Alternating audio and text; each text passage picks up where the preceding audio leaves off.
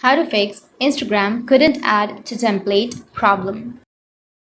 So if you want to fix Instagram couldn't add to template problem, then what you need to do is you just need to simply open up your Instagram application.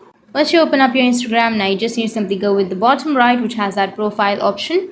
Go with the upper right, which has that 3 bar. Scroll all the way down and then tap on help option. And after that, go with report a problem and then tap on report problem. Tap on don't include and continue.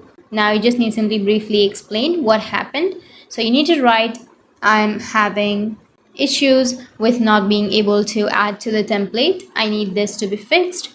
Once you've written that, you can simply upload some screenshots if you want to with your problem and then go with send, which is on the upper right. And after that, Instagram will notify you within 24 hours on how you can fix your problem. So that's how you can fix your Instagram couldn't add to template problem. And if you have any questions, feel free to comment below. Thanks for watching.